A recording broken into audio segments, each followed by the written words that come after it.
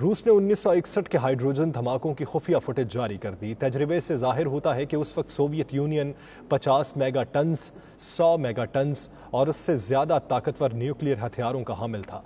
तफसीलात मॉस्को से हमारे नुमाइंदे शाहिद घुम्मन की इस रिपोर्ट में।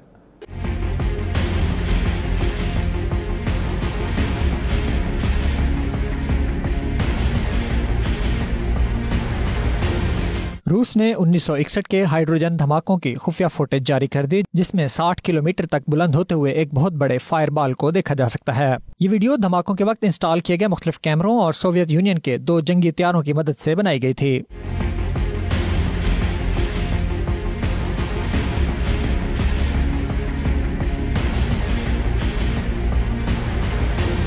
वीडियो गुज़श्ता हफ्ते एक दस्तावेजी फिल्म रूसी एटॉमिक इंडस्ट्री की 75वीं सालगिरह के मौके पर ऑनलाइन जारी की गई। धमाकों का तजर्बा जाहिर करता है कि उस वक्त सोवियत यूनियन 50 मेगाटन्स, 100 मेगाटन्स और उससे ज्यादा ताकतवर न्यूक्लियर हथियारों का हामिल था। शाहिद घुम्मन, 92 न्यूज़, मॉस्को, रूस।